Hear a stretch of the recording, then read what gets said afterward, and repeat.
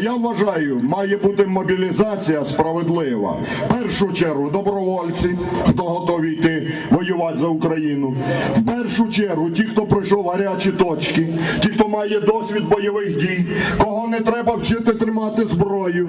Ну і, звичайно, всі ті тилові криси, які отут сидять, міліціонери, судді, прокурори, всі повинні через АТО пройти. Хочете отримувати? Хочете в 40 років на пенсію виходити? Хочете по 5-7 тисяч гривень пенсії отримати? Ідіть туди, ідіть на фронт, ідіть на передову.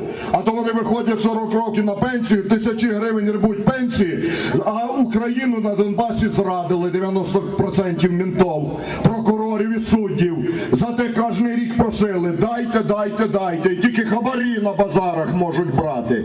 На фронт дармоїди, отуди покажіть, які ви герої. А всі, хто відмовляється йти в АТО, усі, хто відмовляється йти на війну, погони знять, пенсію забрати і ногами під зад на вила винесе. І все. Не треба нам такі захисники. Якщо вони бояться йти і захищати Україну на Сході. Легко захищати Україну у Львові. Тут самооборона справиться. Самооборона показала, що вони і без міліції здатні захистити. Для чого нам 500 000 міліції? 40 тисяч СБУ, 250 тисяч армії, 30 тисяч прокурорів. То йдіть, паразити, і захищайте країну. 23 роки грабували країну. Тепер прийшла ваша черга віддати країні свій обов'язок. А не отих молодих хлопців, яких учить треба стріляти.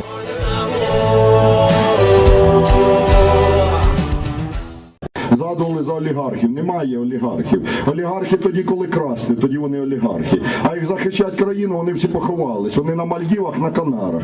І вони мільярди, які вкрали, вони не хочуть ділитися з народом. Тому наше завдання – дайте мені владу, дайте 226 голосів в парламенті. Я їх підвішу так і витрушу все, що в них є. І все піде на людей.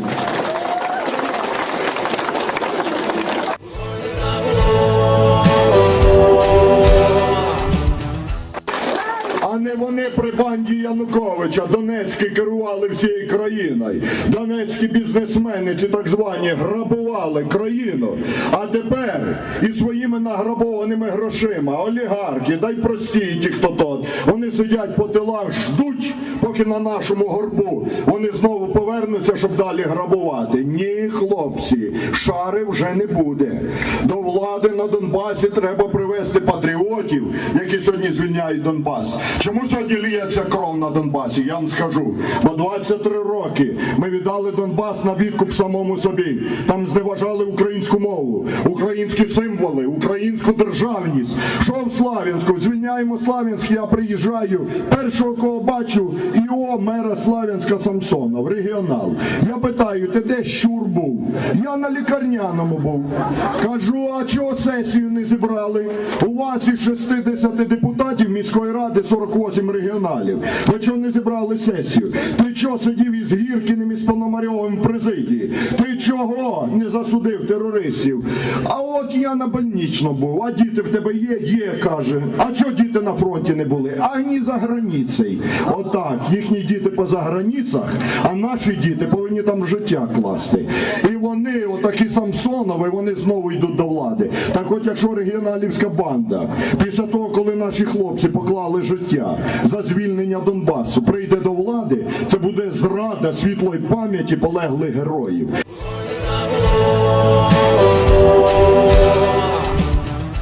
Вони покликали на нашу рідну землю ворога, російського окупанта.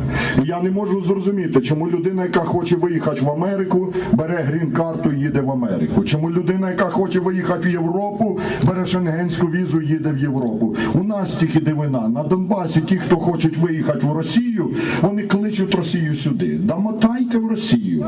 Чукотка, Магадан і все інше. Місця всім хватить.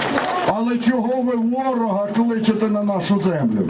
Тому я зареєстрував у Верховній Раді законопроект про позбавлення українського громадянства сепаратистів. Всі, хто зрадив країну, забрати українське громадянство. Забрати. Вони не мають права.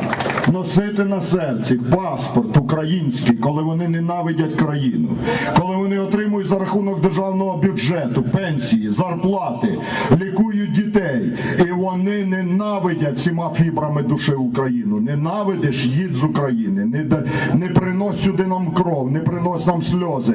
Поки путінських миротворців не було на Донбасі, в нас там 23 роки був мир і спокій. Як тільки з'явилися миротворці, в нас збивають там сотні наших солдат. Вони підступно, як терористи, вони збили пасажирський літак. Невинні 300 людей.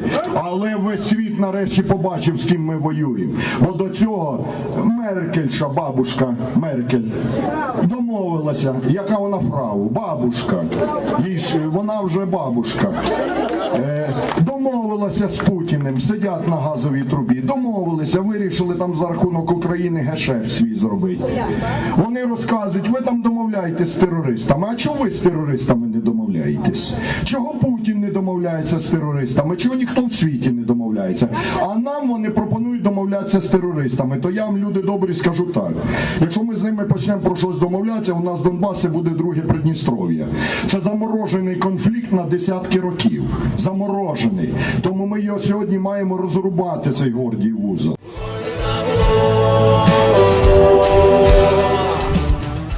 От я дивлюся, недавно у Бердянську брали, оціми руками взяв сепаратиста, мера Стаханова, який організовував референдум сепаратистський в Стаханові. І він здав всіх подільників, починаючи з Єфремова. Єфремов разом з Болотовим збирали мерів міст, організовували референдуми і бабки платили. І тому завдання сьогодні Єфремова посадити, забрати недоторканність і посадити, а не ходить морда красна така.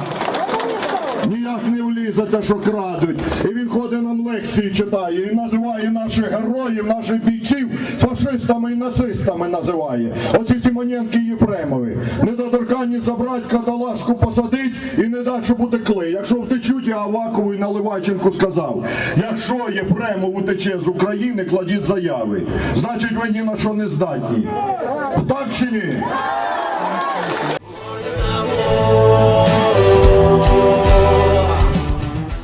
Бо зараз на дострокових парламентських виборах буде вирішуватися, як житимемо далі. І хто прийде до парламенту. Я хочу, щоб прийшли нові люди. Я прошу вас, люди добрі, я знаю, що всі ви мене поважаєте. Але я один там, як риба об лід б'юся. Дайте мені 226 голосів у парламенті. Дайте в оці руки. От. І ви побачите, що ми наведемо там порядок. І тому підтримуйте від Радикальної партії список і кандидатів по округах, щоб жоден щур не проскочив перефарбований. Регіонал чи комуняка, чи пристосуванець. Молодь до влади, нових людей до влади, патріотів до влади, героїв Майдану до влади. Так чи ні?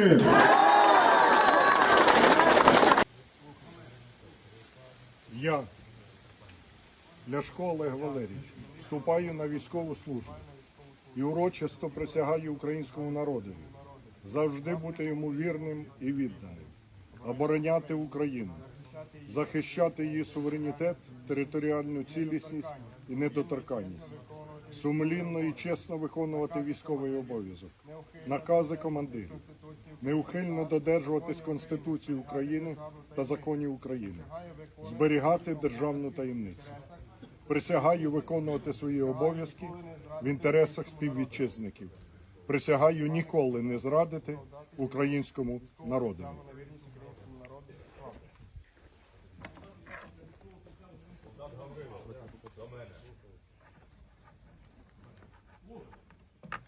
Солдат Ляшко військову присягу на вірність українському народові склав.